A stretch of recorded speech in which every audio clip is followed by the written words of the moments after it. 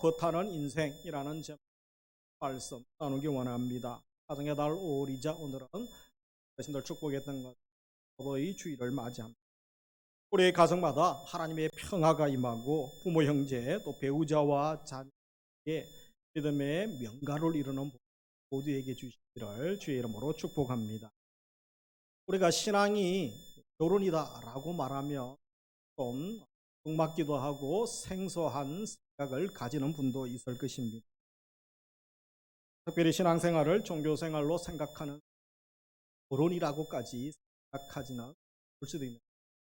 그런데 우리가 신구약 성경을 전체를 보면 이 신앙이 결혼과 관계된 그림 언어 말씀을 전하고 있습니다. 호세아서를 비롯한 구약 성경 여러 곳에서 하나님과 이스라엘 백성 사이를 남편과 아내로 이렇게 표현하고 또 비유로 말씀하는 경우도 있습니다. 신약 성경에서도 예수님과 우리 믿는 우리와의 관계, 사랑과 신앙을 말씀하기도 합니다. 바울도 성도들을 그리스도께 정결한 신부로 중시하는 사람은 표현.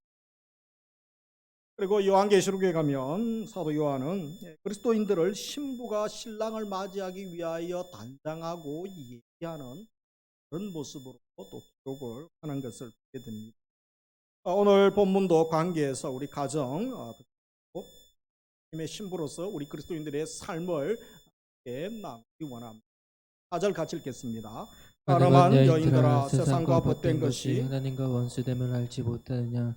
그런즉 누구든지 세상과 벗이 되고자 하는 자는 스스로 하나님과 원수되는 것이니라. 그래서 야고보서 4장에는 주간 살폈던 것처럼 1절부터 3절에서는 뭐라고 했습니까? 우리 세상에서만 전쟁과 갈등, 비움들이 나타나는 것이 아니라 공동체, 우리 가정에서도 나의 내면에 전쟁과 같은 그런 갈등과 싸움의 양상들이 나타납니다. 그 원인이 무엇입니까? 1절부터 3절에서는 정욕을 따르는, 그건 강력한 무기를 만들어내는 공장이 북한에 있는 것이 아니고 내 속에, 이 집에 있다는 거죠. 내 내면에 있다는 거죠. 그리고 오늘 또 한 가지 불화와 전쟁의 원인을, 분쟁의 원인을 말하고 세상과 버타는 생활 때문에 말하고 있는 것을.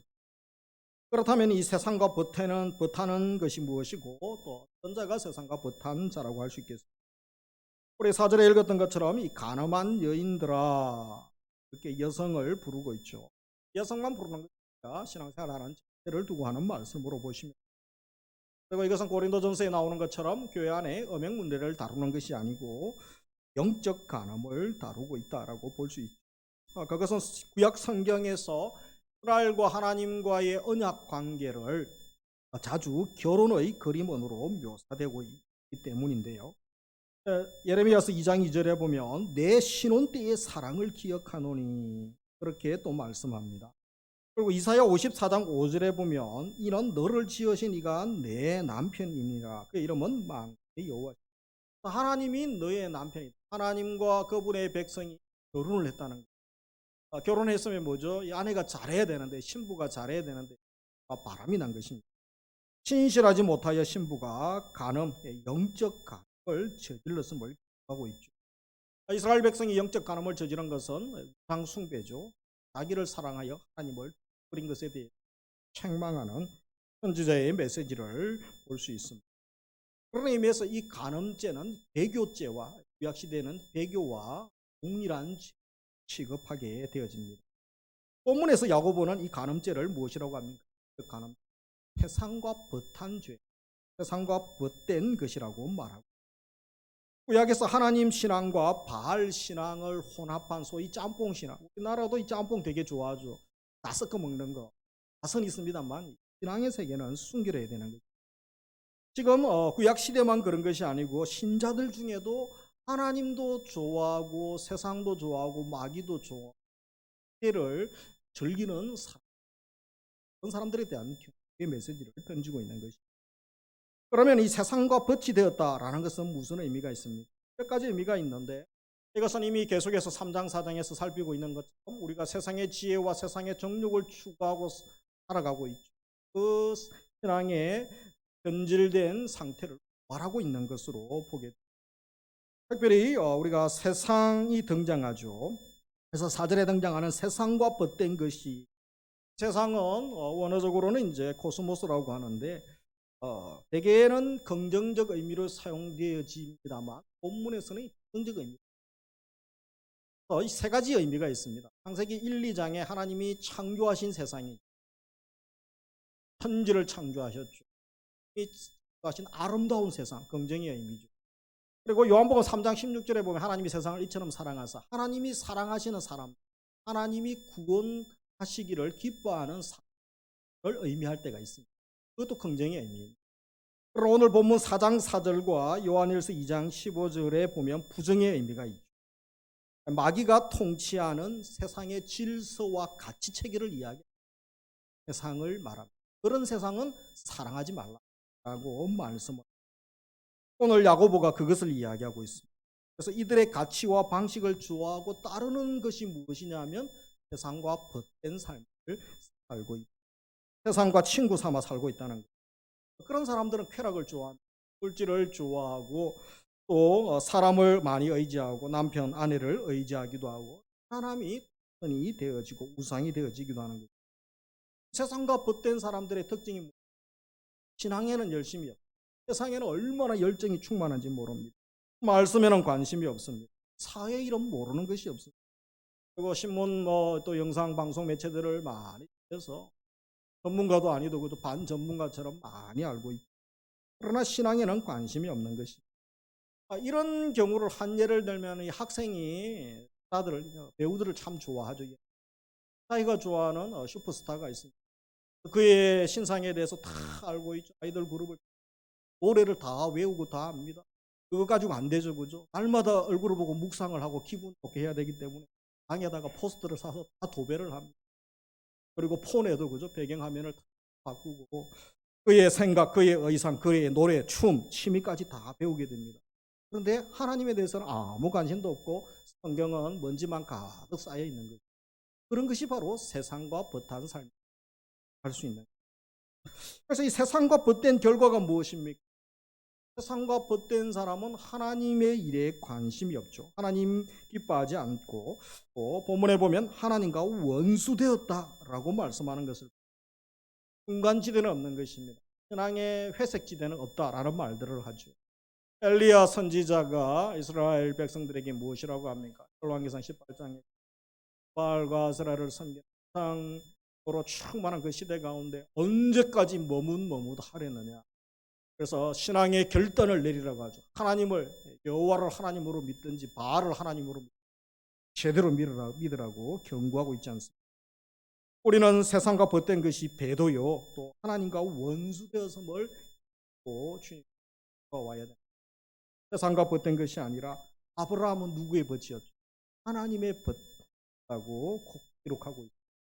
주님과 벗된 삶, 하나님과 벗되고 성령님과 동행하는 삶 살아가는 은혜를 5월달에 주시기를 주님의 이름으로 축복합니다. 그래서 주님과 벗된 삶을 살기 위해서 하나님을 잘 알아야 됩니다. 오늘 본문에 등장하는 우리 하나님은 어떠한 분이시라고 말씀합니다. 5절 같이 읽겠습니다. 너희는 하나님이 우리 속에 거하게 하신 성령이 시기하기까지 사모한다 하신 말씀을 헛된 줄로 생각하느냐. 그래서 여기에 보면 성령이, 하나님이 우리 속에 거하게 하신 성령이 시기하기까지 사모한다 하신 말을 헛된 줄로 생각하느냐. 이 말씀이 있다는 거죠. 성경에 보면 직접 언급된 구절은 없습니다.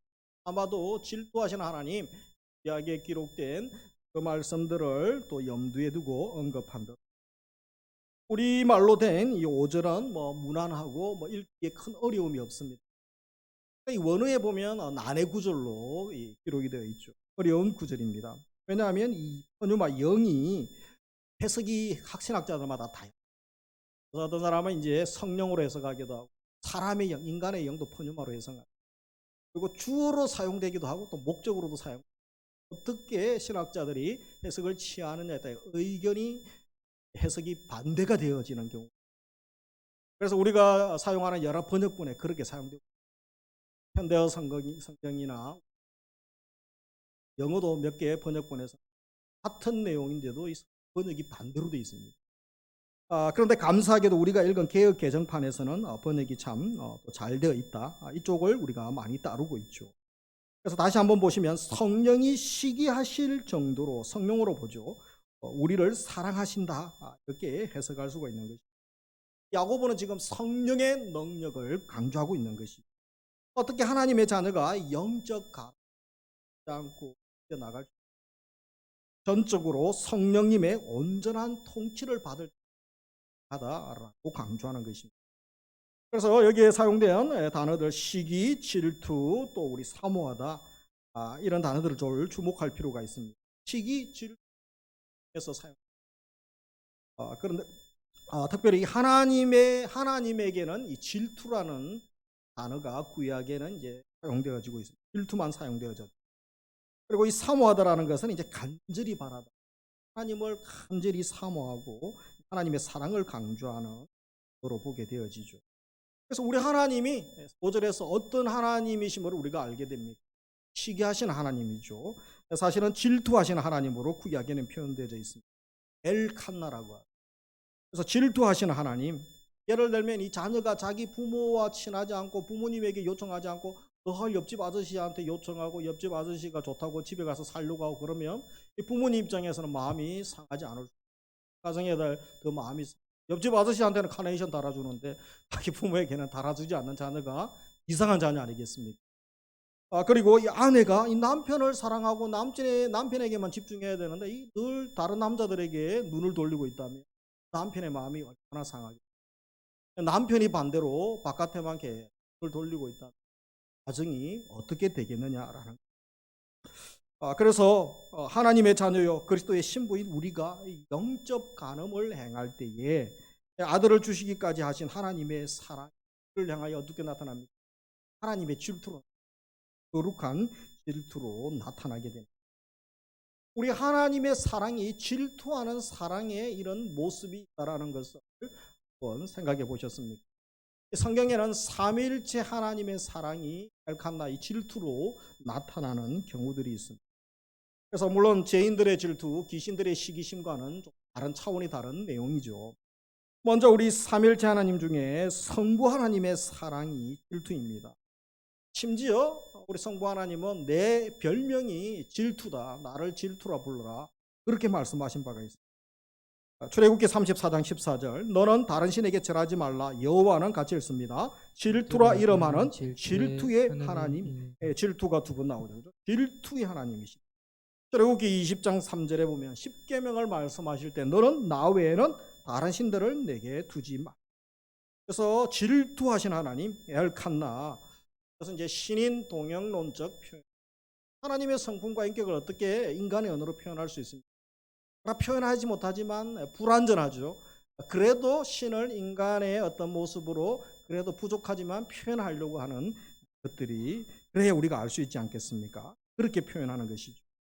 하나님은 이스라엘 백성이 하나님보다 다른 것에 더 집중하고 다른 것을 더 좋아하는 것을 누구나 안타까워하시는 것이죠. 이것은 세상 사람들이나 귀신들의 시기와는 본이. 그래서 이 질투하면 이것은 하나님의 열심, 지극한 하나님의 사랑으로 우리가 해석하게 되어지는 거예요. 그래서 질투하신 하나님 하면 무엇입니까? 지극히 우리를 사랑하시는 하나님, 하나님의 사랑이 얼마나 지극하신가 그것을 우리가 깨달아야 되는 것입니다. 그 대표가 어디에 나옵니까? 계명에 나오고 계명 1계명에 우리 하나님의 성품을 잘 드러내죠. 나만 사랑하라는 거죠. 나는 너를 구원한 여호와이기 때문에 다른 신 넘보지 말고 다른 신에게 눈길 돌리지 말라. 오직 나만 바라보라 라고 말씀합니다. 나에게만 집중하라고 요청하는 거죠. 그래서 1계명에 나 외에 다른 신들을 내게 두지 말라. 나 외에 이렇게 말씀하죠. 내 얼굴 앞에 내 얼굴을 넘어 내 얼굴에 대항하여 그것들을 두지 말라. 그렇게 단호하게 말씀합니다. 하나님의 얼굴 앞에 다른 신들이 얼씬거리게 하지 말라라는 것이죠. 하나님은 나만 사랑하시고 하나님만 우리가 사랑하고 또 하나님께만 집중하기 원합니다. 그것은 그렇게 지극하신 또 열정적인 사랑으로 우리에게만 집중하시는 하나님의 사랑의 성품 때문에. 그래서 오늘 2부 예배 들으시는 분 가정의 달을 맞이하여 우리가 누구만 바라보기 원합니다. 세상 바라보고 마귀를 바라보는 것이 아니고 하나님만 바라보시고 하나님께만 집중할 수 있는 은혜를 주시기를 주의 이름으로 축복합니다. 세상과 벗된 것이 아니라 주님과 벗된 삶 살아갈 수 있는 은혜를 우리 가정, 우리 젊은이들, 우리 자녀들에게 주시기를 원합니다. 우리 성부 하나님의 별명이 질투였죠. 성자 예수님은 더하십니다. 예수님이 제자도에서 분명한 사랑에 대한 말씀을 하셨죠. 누가복음 9장 23절 같이 읽습니다. 아무든지 나를 따라오려거든 자기를 부인하고 날마다 제 십자가를 지고 나를 따를 것이니라. 그래서 예수님 따르려면 아주 단호하게 자기를 부인하라. 그리고 날마다 십자가 지는 것은 당시 십자가는 얼마나 잔인한 사형법 중에 하나입니까? 그것도 생각하고 따르라는 거죠. 실제로 많이 순교당하기도 했습니다. 그래서 구체적으로 말씀하십니다. 마태복음 10장 37절과 누가복음에서 아비나 어미를 나보다 더 사랑하는 자는, 부모 공경해야 되죠. 기독교는 효의 종교는 당연히 사랑해야 되죠. 그런데 더 사랑하면 내게 합당하지 않고 아들이나 딸을 나보다 더 사랑하는 자도 내게 합당하지 않다. 물론 사랑하고 효도해야 됩니다. 그러나 모두 우선순위 제1의 자리에 우리 주님이 계셔야 된다는 거죠. 예수님은 오직 주님과만 사랑해야 한다고 말합니다. 다른 사람이나 다른 소유보다 주님께 집중하고 그걸 사랑하는 자만이 나의 길을 갈 수 있고 십자가의 길을 갈 수 있고 제자의 삶을 갈 수 있다고 말씀하시는 것입니다. 그러면서 우리 성령 하나님의 사랑은 어떻습니까? 읽었던 5절에 보면 무엇이라고 하죠? 성령이 시기하기까지 사모한다 하신 말씀을 헛된 줄로 생각하느냐, 그렇게 생각하지 말라는 거예요. 성령님 우리 속에 계신데 얼마나 우리를 사모하는지 갈망하시면서까지 사랑한다, 사모한다, 그렇게 말씀. 그래서 얼마나 사랑하십니까? 너무 사랑하면 그 사람과 날마다 음성 듣고 대화하고 함께 살고 싶은 마음이 있죠. 그래서 성령님이 우리가 너무 좋아서 우리 속에 들어오셨습니다. 성령의 내주하심. 우리가 성령의 집이 되었습니다. 성전, 걸어다니는 성전이 되었습니다. 옆에 분들과 인사하겠습니다. 우리는 걸어다니는 성전입니다. 아멘. 하나님의 집이죠. 걸어다니는 하나님의 집. 거룩하고 순결하게 살아야 되지 않겠습니까? 이것은 무엇을 의미하는 것입니까? 우리와만 교제, 너무나 나를 사랑해서 나와만 데이트하고 나에게 모든 비밀을 알려주기 원하시고 하나님의 뜻을 알게 하시고 또 하나님의 계획을 알려주기를 원합니다. 그것뿐만 아닙니다. 사역을 감당할 능력을 주시고 은사를 주시고 요청하기만 하면 하늘의 모든 자원을 공급해 주시는 분이 우리 성령님이십니다. 그래서 성령님이 우리를 이렇게 시기하기까지 사모하는 것은 억압하고 우리의 자유를 뺏으려고 하는 것이 아니죠. 평강을 주고 자유를 주고 기쁨과 능력을 주시기 원하는 삼위일체 하나님이 이렇게 지극하신 하나님의 사랑을 받을 때에 하나님의 사랑이 부원받고 감사하고 그래도 사랑의 전달자로 살아갈 수가 있는 것입니다. 이제 하나님의 사랑이 세상에 어떻게 나타나게 됩니까? 세상에 두 부류로 나타납니다. 하나님을 믿는 자녀들에게는 거룩한 질투로 나타납니다. 그런데 하나님을 대적하고 자녀들을 대적하고 반대하는 세력들에 대해서는 하나님이 심판자로 나타납니다. 누가 내 사랑하는 자녀들을 건드려 그렇게 부모가 하는 것처럼 나타나죠. 하나님의 질투가 우리의 대적자에게는 무서운 심판과 진노로 나타나죠. 그들을 완전히 꺾어버리기도 하시고 소돔과 고모라처럼 때로는 불로 심판하고 하는 것입니다. 자녀들은 반드시 책임지고 보호해 주시는 것입니다. 그래서 삼위일체 하나님이 이처럼 우리를 질투하시기까지 너무나 사랑합니다. 하나님의 이 질투의 사랑이 우리에게 어떻게 나타났는지 우리가 알고 또 그 삶을 이제 우리 삶의 현장에 우리 가족들에게 우리 집안에 사랑하는 이들에게 실천할 수가 있는 것입니다. 먼저 우리 질투의 하나님의 사랑의 표현, 우리 각자에게 특별한 관심을 가지고 계신다는 것입니다. 수많은 피조물 중에 하나님께서 오직 인간에게 집중하고 온 우주 중에 어디에 집중하십니까? 지구에 사는 많은 생명체 중에 80억의 사람에게 집중하시고 그 80억 중에 그죠? 대한민국의 평택시의 비전 1동에 3번 길 42 우리 교회 지금 예배드리고 있는 우리에게 집중하시는 줄 믿으시기 바랍니다. 이 하나님의 사랑 아닙니까? 결코 무관심하지 않습니다. 요즘 허무와 실패, 패배주의가 우리 젊은이들 또 있죠. 얼마나 힘든 시기를 살고 있죠. 우리 주님은 이를 지으시고 행하시고 성취하시는 분이시라고 말씀합니다. 그 하나님이 지금 나를 주목하고 나를 향한 하나님의 놀라운 계획이 계십니다. 나를 하나님께서 특별한 관심을 가지고 계시고 사랑하심을 기억할 때 우리가 힘을 얻고 다시 일어날 수가 있는 것입니다. 그러면서 하나님은 이해하시는 분이시죠. 그래서 이 이해한다라는 것은 영어로 누구 아래 서다 이런 뜻이 있습니다. 예수님이 우리를 이해하시려고 하늘에만 계시죠. 인간의 몸을 입고 이 땅에 오신 사건, 성육신 사건, 인카네이션이라고 하죠. 그래서 하늘나라에서 인간을 이해하려고 하지 않으시고 2000년 전 이 땅에 오셔서 우리 인간들이 경험하는 모든 아픔, 고통, 삶을 다 경험하시고 그래서 우리의 약함과 무능과 아픔을 다 하시기 때문에 유일한 중보자가 되시는 예수 그리스도신 것입니다. 또 하나님은 실수하고 실망하는 우리를 책임져 주시는 거예요. 누가 나의 죄의 문제를 책임져 주겠습니까? 하나님은 책임져 주셨죠. 예수님이 십자가에서 피투성이가 되셨죠. 그것뿐만이 아닙니다. 우리의 먹고 마시고 하는 모든 의식주의 문제 걱정하지 말라고 말씀합니다. 하나님은 우리를 책임지신 것이죠. 말로만 우리를 사랑한다 하지 않으시고 친히 십자가에서 생명까지 주시고 사랑을 실천해 주셨다. 그래서 우리 주님만이 이렇게 담대하게 우리에게 외칠 수 있는 것입니다. 마태복음 11장 28절 같이 읽습니다. 수고하고 무거운 짐진 자들아 다 내게로 오라. 주님만이 이 말씀을 능히 우리를 책임져 주시고 힘을 주실 수 있는 것입니다. 그리고 하나님은 희생하시면서 제일 좋은 것을 우리에게 주시기를 기뻐하시는 분이십니다. 우리를 위하여 독생자까지 희생시키셨습니다. 예수님이 십자가에서 살과 피를 다 흘리시면서 핏값으로 우리를 사시고 구원해 주셨습니다. 우리에게 가장 소중한 분을 우리에게 주셨. 예수 그리스도를 보내 성령님을 보내 하나님의 가장 소중한 분을 나머지는 은사로 다 주시죠. 그래서 무엇이라고 합니까? 아들도 주시고 성령도 보내주시고 모든 것을 주시겠다고 하시고 우리 로마서 8장 32절 같이 읽습니다. 자기 아들을 아끼지 아니하시고 우리 모든 사람을 위하여 내주시니가 어찌 그 아들과 함께 모든 것을 우리에게 주시지 아니하겠나요?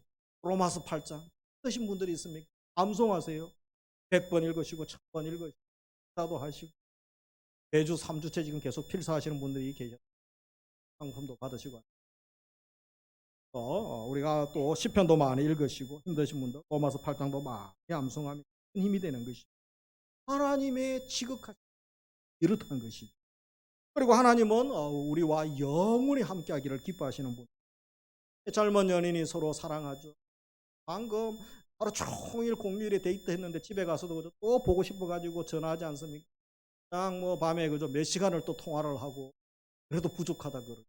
우리 주님도 우리와 사랑의 대화를 나누고 새벽 조용한 시간에 새벽 기도할 때 주님께서 사랑 나누기고 또 큐티할 때 좀 매일 성경 가지고 하고 계시고 사랑의 대화 나누기 속으로 하시거나 개인 경건의 시간에 일하시면서도 조용히 있는 시간 주님은 우리의 음성 듣기를 기뻐하시는 거예요. 젊은 연인들이 서로 사랑하면 서로 따로 살 수 없는 살아야 돼요. 그래서 결혼하는 것입니다. 우리 하나님께서 우리가 너무 우리와 결혼하기를 원하고 그래서 우리 속에 오셨습니다. 내주하심이 함께 하시고 우리가 하나님의 집이 되고 우리가 주님 안에 우리 안에 거하게 되신 것입니다. 인간은 결혼해도 영원히 함께 할 수 없죠. 직장도 가야 되고 아프면 병원에도 가고 떨어져 살아야 돼요. 하나님은 그래서는 안 돼. 그래서는 안 돼. 나는 너와 1분 1초도 떨어져 같이 있을 수가 없어. 그래서 하나님이 우리 속에 들어오시고 우리가 하나님 속에 들어가지 못하죠. 하나님이 우리 속에 들어오셔서 영원히 동거하시기를 기뻐하셨던 것입니다. 그래서 요한복음 15장 5절에 무엇이라고 합니까? 주님이 우리 안에 우리가 주님 안에 거하는 기쁨을 주셨다. 같이 읽습니다. 나는 포도나무요 너희는 가지라. 그가 내 안에 내가 그 안에 거하면 사람이 열매를 많이 맺나니 나를 떠나서는 너희가 아무것도 할 수 없음이라. 아멘. 우리가 주님 안에 거할 때 이미 생명도 주시고 그것을 은사로 주시고 우리가 그 안에서 풍요를 누리고 내 기쁨과 행복을 얼마든지 누리고 그것을 전할 수가 있습니다. 하나님께서 오늘 말씀을 통하여 엘칸나의 하나님 너는 왜 다른 신들에게 다른 것에 집중하고 왜 눈을 돌리느냐 왜 곁눈질을 하고 있느냐 안타까워하시면서 나의 사랑 안에 거하고 내 안에 거하기만 하며 이미 다 주고 누릴 수 있는 너무 수준 낮은 삶을 살려고 하는 자들이 많은 거예요. 우리 하나님께서 안타까워하시는 마음으로 오늘 야고보를 통하여 다시 한번 또 권면하고 계시는 거죠. 가정의 달 5월 우리 가족 우리 모두가 이 삼위일체 하나님의 질투의 사랑을 기억할 수 있기를 원합니다. 이제부터 하나님께서 좋아하시는 것 좋아하시고 하나님께서 싫어하시는 것 싫어할 수 있기를 주의 이름으로 축복합니다. 세상과 벗된 삶, 마귀와 짝하는 삶 하나님이 기뻐하지 않나요? 아브라함처럼 하나님의 벗으로 주님의 친구로 살아가는 주님 안에 거하는 복을 주시기를 주의 이름으로 축복합니다. 우리 성경에 보면 하나님의 질투로 사시고 주님의 친구로 또 살았던 많은 인물들이 있죠. 믿음의 선배. 그 중에 우리가 요즘 큐티를 많이 하고 있습니다. 전 세대가 우리는 큐티 같은 본문으로 큐티하고 있죠. 매일 성경에 민수기 25장에 누가 등장합니다. 제사장 비느하스. 그가 하나님의 질투를 소유하고 하나님의 질투로 행했을 때 하나님이 얼마나 그를 기뻐하시는지 우리 젊은이들 이 비느하스의 삶을 닮아갈 수 있기를 원합니다. 그 시대에 어떤 일이 일어납니까? 민수기 25장에 지난주 이스라엘이 모압 땅에서 음행 사건에 걸려듭니다. 그리고 바알볼 사건 우상 숭배에 걸려들죠. 하나님의 진노가 임하게 되지 않습니다. 그런데 그 진노를 막아섰던 한 사람이 있죠. 하나님의 질투로 악을 제하고 하나님 편에 섰던 비느하스입니다. 그래서 하나님께서 무엇이라고 합니까? 민수기 25장 11절 제사장 아론의 손자 엘라살의 아들 비느하스가 내 질투심으로 질투하여 이스라엘 자손 중에서 내 노를 돌이켜서 내 질투심으로 그들을 소멸하지 않게 하였도다. 그러므로 말하라 내가 그에게 평화의 언약을 주리니 그와 그의 후손에게 영원한 제사장 직분의 언약이라. 비느하스 한 사람이 하나님을 뜨겁게 사랑하고 하나님의 거룩한 질투로 정의를 행하고 거룩하고 순결한 공동체를 위하여 한 사람을 헌신했는데 비느하스 한 사람에게 복 주신 이제부터 너와 너 자손에게 내가 영원한 언약을 맺고 다른 제사장들은 죽고 그 집안들은 없어져도 너의 집안은 살려주겠다는 거죠. 그래서 열왕기상에 가면 계속해서 비느하스의 자손들이 제사장의 거룩한 직분들을 감당하는 영광을 세대마다 시대마다 복을 주시는 것을 봅니다. 우리 성도님들 가정에도 이런 복을 주시기 거룩 비느하스의 이 거룩 주를 향한 열정이죠. 질투하시는 하나님의 그 질투를 알아서 주의 마음을 알고 마지막 시대에 우리가 거룩한 질투심을 가지고 살아가야 되지 않겠습니까? 세상이 악이 범람하고 세상이 하나님 말씀을 버리고 그저 그렇게 살아가는 게 당연한 게 아니고 대세가 아니고 유행이 아닙니다. 아닌 것은 아니라고 진리를 향하여 설 수 있어야 되죠. 믿음으로 살려고 거룩함을 위하여 몸부림하며 살려고 할 때에 하나님이 나도 살려주시고 나 때문에 우리 집안도 살려주시고 우리 자손들도 살려주시고 우리 교회도 살려주시고 이 도성도 이민족도 살려주시는 줄 믿으시기를 주의 이름으로 축복합니다. 그래서 하나님의 거룩한 질투를 소유해야 됩니다. 하나님만 바라보시고 하나님만 사랑하는 자 얼마나 하나님께서 기뻐하시는지 모르는 것입니다. 그리고 혼합주의 신앙, 영적 간음을 경계하고 멀리해야 됩니다. 예수님도 두 주인을 섬길 수 없다고 했습니다. 출애굽기 20장 3절 나 외에 다른 신을 두지 말라고 하셨죠.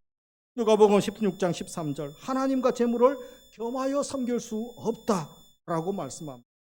우리 시대의 문제가 무엇입니까? 하나님도 섬기고 하나님도 이용하고 또 우상도 섬기고 마귀도 섬기고 세상도 좋아하는 것 아니겠습니까?